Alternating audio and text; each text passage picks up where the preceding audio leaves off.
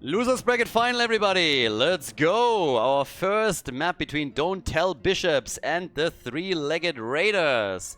It is party time.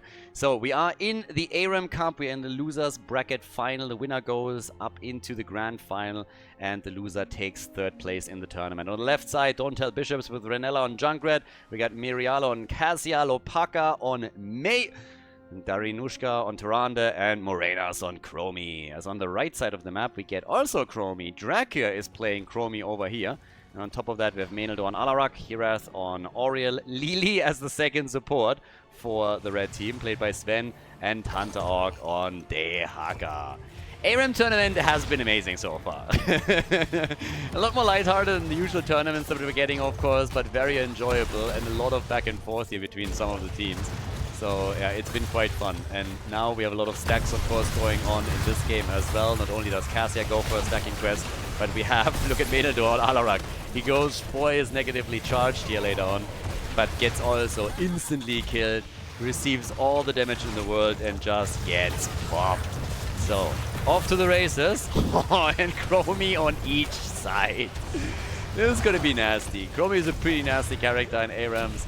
I still think that Suljin is, of course, taking the cake here when it comes to late game scaling, but Chromie is definitely a pain, and she's going to try and prove that once again in this one. Gets killed on the other hand. That's the second kill for the red team now, as Don't Tell Bishepps falls behind a bit. Oh, and they go for Alarak again. That's the second time that he fell. Alarak gets absolutely murdered. Good whip into the wall. Is the follow-up enough to get another kill? Nah, not quite, but they're getting close. Getting very close on this one. So, who's gonna take it? Now, once again, in this tournament, we don't have real prize money. This is more a community tournament than anything else. A little bit of a light-hearted one before we're starting with the North America tournament. So we have a tournament coming up on the NA server soon with a little bit more NA-friendly starting times as well. European players are still allowed to play over there, but have to play cross-server, obviously. But this is just a little bit of a nice little in-between. The only prize for the tournament is actually some of the new merch that we have. We finally have some hot butter through cheese merch in the shop. If you are watching this on YouTube, you can find a link in the description, and it looks amazing. It looks absolutely awesome. So the winning team, all of the players get some of the merch there. So again, really just a community tournament, as we're now heading into our best of 3 just before the grand final. And both of the teams are eager to make it in there. Don't Tell Bishepps, they want to have revenge, obviously. They want to have a rematch and are eager to find out if they can get it against Rospier Doll. Whereas the Raiders have gone for a pretty strong lower bracket run that might then end with them being victorious and potentially claiming the entire tournament victory here. Right now, it's definitely the red team that is slightly ahead. Nothing insane. I mean, again, they only have a kill advantage, half a level of a lead, so nothing to write home about just yet, but they're certainly starting to get there. Cassia is stacking massively. 32 stacks for her already. We're going to keep our eye on Meneldo and Alarak too. I mean, he's been targeted and killed quite a few times. Also, of course, partly because they don't have a proper tank. They have Dehaka and Alarak at the front, whereas the opponent is relying on May for the added CC that brings them as well. But this is kind of the name of the game right now. Try and get your stacks high. Same is, of course, true for Cassia, who with 35 stacks is already off to a good start. A little bit of a difference when it comes to the builds here. In Chromie, same starting point, but we get time troubles for Chromie on the blue team side, and on the other hand, we're getting the Undoral Anomaly. With level 7 now soon, we're gonna contribute to this a bit more. Alarak again with a nice engage attempt here. Also running into Junkrat and getting pushed out. So that's the end of him. Third time, 3 times, 3 kills against the red team, and all of them against Meneldo. Finally, somebody else is going to die. It seems like Hunter Orc is going for the solidarity death, committing honorable Sudoku to make sure that Alarak doesn't feel too bad. If Alarak runs out of confidence, you know, it's always a problem. He's one of those cocky guys, and if you just crush his confidence, then it's going to be a rough game for him. So Dehaka just tried to be nice here. He's like, alright, what if I commit Sudoku? What if I commit Sudoku, make him feel a little bit better, and it's going to be a good for us in the long run. Nice attempt of getting a kill against Junkrat, who's definitely been a pain for them. But Chromie gets killed. Sweet play over here. Job well done by Morenas. He is definitely schooling the red team currently. 5 kills to 3, level lead, and that will translate into an early level 10, and they're also starting to take the walls out here. So wall after wall is getting destroyed quickly.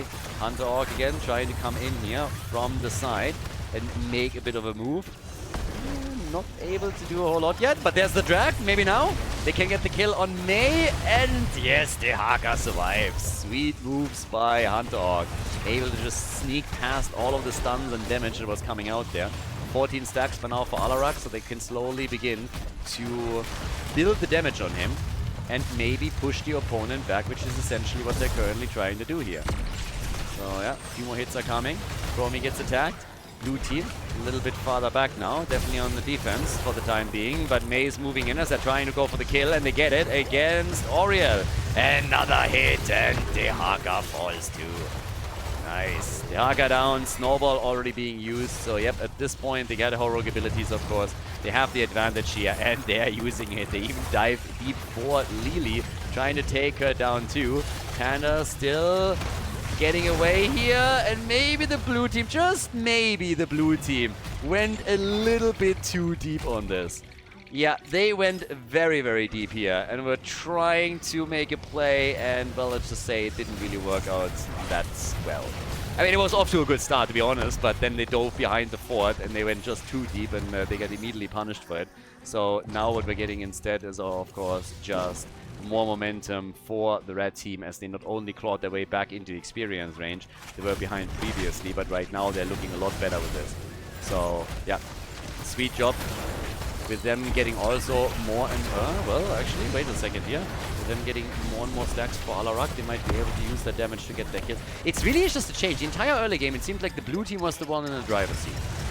Now things are slowly starting to change though, because they are able to bring it back here and to get their own kills. So yeah, things are working out quite nicely from the looks of it. So let's see what they can do. 10 kills to 6. With Lily dying, maybe the blue team is taking control again after all. Still poking down that fort. So maybe it was a bit too soon with my assessment that they might just be able to bring this one back. Instead, it's level 13 talents for the boys in blue for Don't Tell Bishepps. And if they are able to take that fort down, that would be a good step into the right direction for them. Maybe got now the Polar Vortex. Alarak again gets isolated. And can they kill him? And the answer is yes! Even with a double support and all the tools that they have to keep the boys alive, he goes down once again. Trouble brewing for sure. And things are rough. I mean, 12, 13 kills, level 14 to level 12. They're all low. The entire time they're all low. It really just feels like at any point somebody could move in, could take them out, could jump into the opponent's backline and just rip the entire blue team apart. But it is not happening. They always just survive barely, but that's all that they gotta do. They survive and then they use the momentum to take some of those structures out. 69 stacks for Cassia. Nice. And now the chance to work the wall at the keep. Hit after hit, play after play. They're looking great here right now. It's still siege up. I still maintain though that there's a chance to bring this back. There's definitely an opportunity. If those kills come together, if Alarak at any point gets into the backline, doesn't die instantly, but is actually able to go for a bit of a cleanup job, that momentum here might change.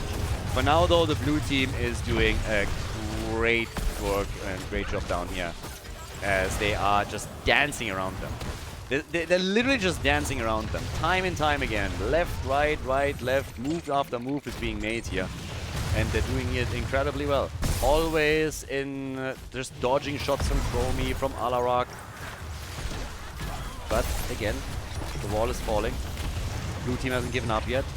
They're still hoping to get another kill here to go for the keep. Wall is already gone. The Haka is sitting in the back. They know where he is, but Oriel is dead. They might lose Alarak now too. It's insane.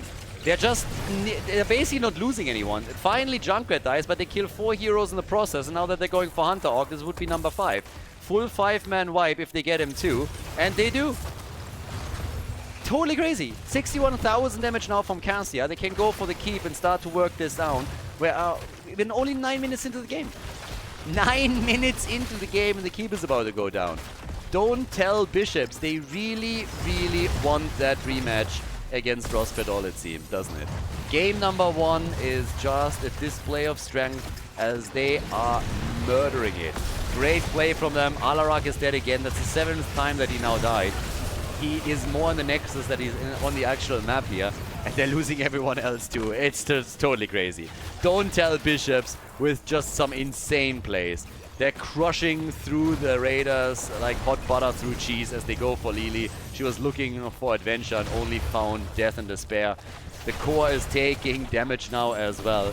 Tyrande hasn't even died yet, not even once in this game. Alarak at 32 stacks on his level 4 just is not contributing anything. He's going to get crushed, as is the rest of the team. And comeback is nearly impossible. It was one-way street heroes of the storm so far. And they are just going for more and more aggression down here at the bottom of the map. Core at 71% now. It's not destroyed yet. They're still hoping to be able to defend and pick up that level 16 talent. But the gap in experience is by now 4 levels, basically. Lily dead, Dehaka gone. Core down to 50%. It's just nasty. 105 stacks, 107 stacks for Cassia. Cassia is by now on 78,000 damage. Absolutely murdering those numbers. And that's game. That's game. Game number 1 goes to Don't Tell Bishepps. They take the lead in the best of 3 series. GG. Before we head into game number 2, make sure that you subscribe to the channel if you haven't done it yet so you don't miss out on any future content here on Khaldor TV. Game number 2! Yes, Don't Tell Bishepps is in the lead and they have a match point. They could move on to the grand final right here, right now, as on the left we have Miriala on Vala, Renella on ETC, Darinushka on Malthael, we got Morenas on Hogga, and Lopaka on Lucio. Over towards the right side of the map, we have Asmodan. Look at that! Drag here with Asmo, Huntdog with Stitches. This could get interesting. Hireth on Phoenix, Meneldor on Tychus, and we get Sven on Morales. Yeah, Asmodan is going to get interesting with this one, and they have really nice damage dealers even behind him. Stitches is changing things up slightly with Savor the Flavor as his level 1 talent now. Malthael could start to become pretty useful, honestly, against big hit point heroes like Asmodan and Stitches over here. So, last rites definitely can do a lot of work. And Vala has actually changed their MO again. We've seen a lot of multi-shot builds lately, but in this case, we're getting an arrow build again from Miriala, trying to stack that up for the team. And the blue team is already suffering quite a bit of damage here. Nearly also suffering some hero losses as another Orb of Annihilation comes in and nearly gets the kill. So right now, I mean, we're having a triple frontline right now. Vala is the only real range damage, so I'm not so sure if that is working out for the blue team. We'll have to see if they can push this properly. Good stacks for Asmodan as he hits 4 with his orb. I like what we're getting from the red team here. There's a chance that this is going to go the distance and we're ending up with another 3-mapper. Asmodan is already hitting some of these hearts. The grenade as a follow-up is just the bonus on top of it. Cherry on top of the cake for the extra added damage that they're getting there. And, well, as they are now going for camps, I mean, each team, maybe Asmodan is going for a sneaky one. They can know that it's a good hook. Lucio is gone. Asmodan with another connect. Lucio is dead. Can they get a kill? Nope, it doesn't look like it. Instead, there's no number 1, number 2, number 3. Lucio, Malthael, and ETC are all destroyed, and that's 3 kills to 0 just as the game starts. So, very, very quick kill count for them right there. That one was big because this is a big lead now in experience. They have the camp, they can push through the middle. There was of course also a time when nobody was available for them to defend. So this is a huge one.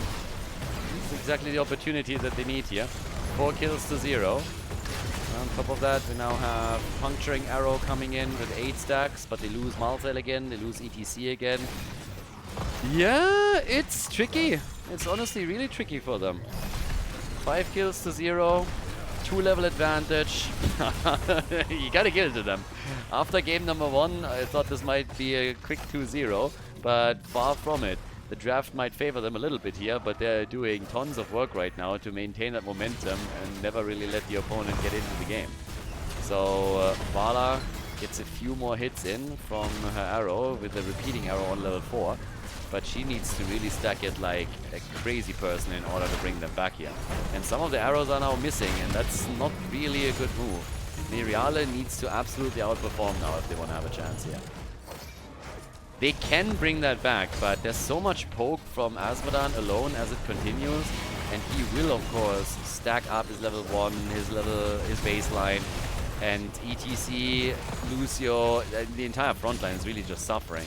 Lucio is dead, ETC is mega low, and I just honestly don't see it. Imagine what happens when level 20, level 10 is in. They're gonna get their salvo. By now Stitches also has the second helping here. Yeah. There's a lot of sustainability at the front line for them, and this might be tough for the blue team. 15 stacks now for Vala, resulting in a damage output of 12. Look at Phoenix, he's basically doubling that. And that's 12 too. Vala can stack as the game continues, but they're even having trouble taking Stitches out here. They just can't kill anybody. They lose Lucio again. Lucio is just dead, and then is dead again. So there's basically nothing that they can really do here. It feels like it's very difficult for them to get any kind of kill, specifically against the melee heavy front line, or the hit point heavy front line. Another big orb, the grenade follows, and it's just these continuous AoE hits that we're getting from the two that make this incredibly difficult for them to play through. So, yep, not really an easy one by any means to get back into. Maltael is dead. It's 8 kills to 0. It's a 2-level advantage, and they have level 10 coming up. So that's the next problem. Level 10 is coming up then as well. I have trouble seeing it, honestly. I have really some trouble seeing how they are bringing this one back. This might not be possible. I mean, if with level 10 they get some sick combos that they set up, then maybe a great mosh pit, for example, could go a long way here. But right now, I gotta admit that I'm in the camp of the non-believers. Because now Hogger is dead, that's kill number 9, they got level 10. Phoenix, okay, at least 1 kill. Phoenix is gone. It's the first kill for the blue team. Comes at a good moment in time as well, because it at least helps them close the experience gap a little bit. I mean, not enough, but yeah, at least to an extent that they can now hope for a level 10 ability that is going to help them slightly. Down here, going for the camp is maybe a bit of a bold choice if you ask me. Gorge is used instantly as a tool. And yeah, what else? Not really too much. Not able to make an immediate move for this one. We got now 11 stacks. Sorry, level 11 with 9 kills, 2-1. Hit is already coming. Trying to get a little bit more damage out here as well. Another quick connect from Azmodan, was at 173 stacks now. He's also really working this one. Times are tough. Times are really tough. Azmodan gets killed at least, so maybe the blue team has some spirit after all and is able to fight back here. Has been a tough game the entire time, but now that they have own level 10 abilities, Planet Cracker, nice. Phoenix goes brrrr. Not able to get the kill here, but at least they're forcing them back a bit.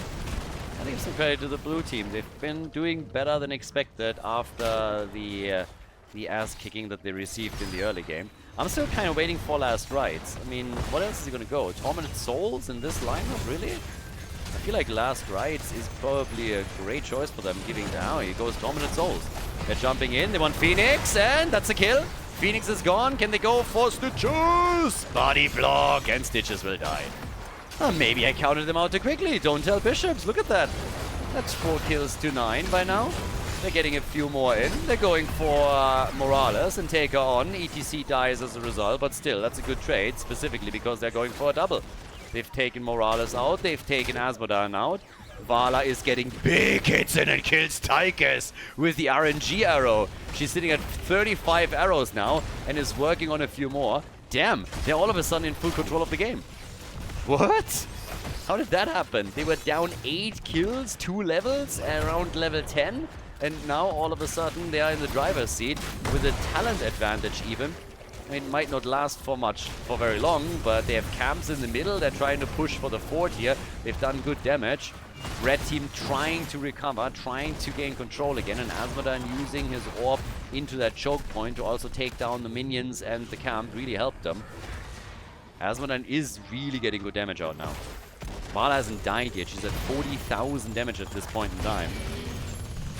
Will still be a bit of a back and forth. So even with all of that momentum, they need to pull that off a few more times if they want to make a play. Nice. Planet Cracker to counter the Mosh. As long as they get kills, it's fine. ETC died, so does Tychus. They go for Forales, and as long as they Mokus her the entire time, they're going to be ready. Mokus, Forales, always the big strategy. Stitches with a Gorge. That doesn't help him either.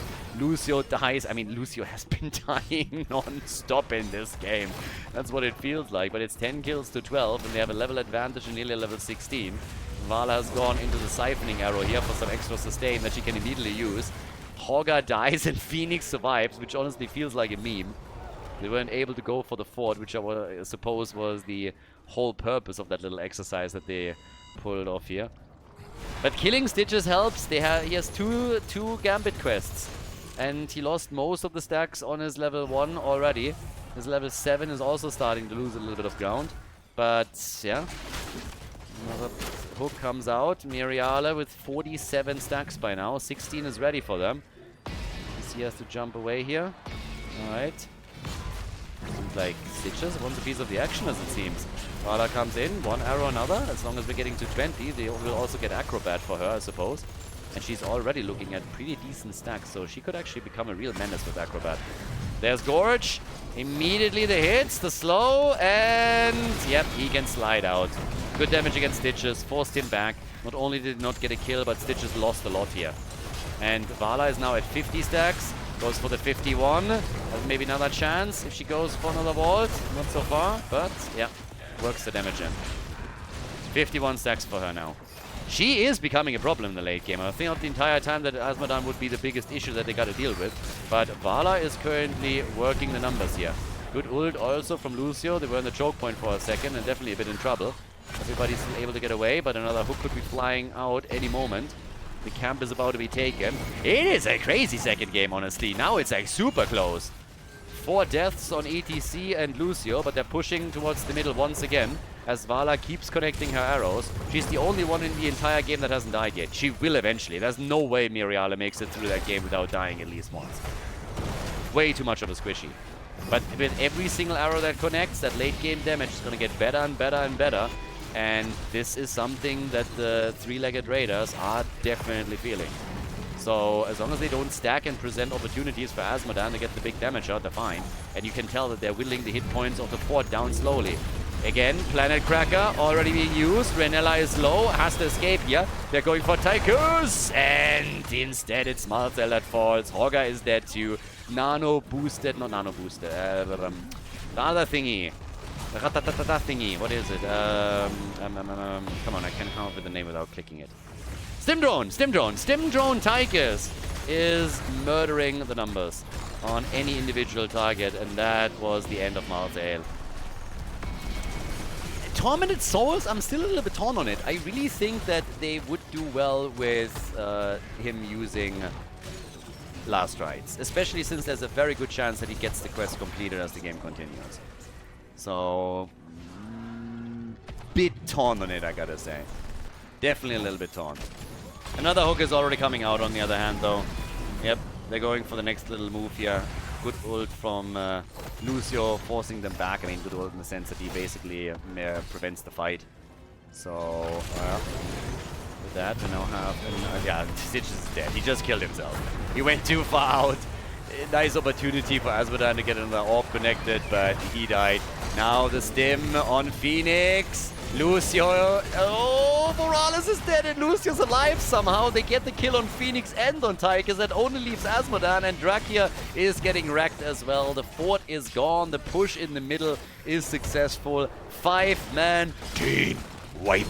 Everybody is gone, and they can open up the wall now completely. Don't tell Bishepps. At this point with level 20 talents, Acrobat for Vala, And I am honestly impressed. They got murdered so hard in the early game that I really thought they wouldn't be able to come back here.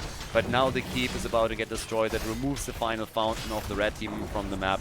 And even the core is going to start taking some damage here. So pretty impressive performance. And they are... Can't stop, won't stop. Look at that. Stitches just disappears again. All of the Gambit stacks are essentially now gone. ETC is a bit low. Malthael dies again. Yeah, can not buy back because he went into the Reaper of Souls here. But Vala is at 65 stacks right now. 66 stacks for her. At some point, she can just simply go for the core and tumble across or around the core and take it on by herself. They're still fighting the 4 versus 4. Stitches isn't back yet, but he will be in 10 seconds. So at that point, they should probably start to slowly retreat here. Maybe get a few more stacks for Vala if you can, but now you have a stim-droned Odin against you. If that doesn't force you back, I don't know what will, honestly. So they should really retreat here. There's no reason to stick around, specifically with level 20 now in the back for the Raiders and Stitches back in the game. Yeah, so they're retreating, but them killing all of the keeps was already big. And they get the camp too, so they're stealing the camp away. 32 kills now in this game. They go for Stitches again. Hungry, hungry Stitches. Yeah, Vala, they're gonna focus on Mosh Pit galore against 3. And then taking Phoenix down. The shockwave follow-up from Hogger. Morales is dead. Tychus is gone. This is game. It has to be. What a victory and what a performance here. Don't Tell Bishepps gets the rematch against Rospiedol in the grand final. Another 5-man team wipe as they go for the core. They take the losers bracket final and move on to the grand final where they once again will face off against Rospiedol. Great performance, very well done. Congratulations.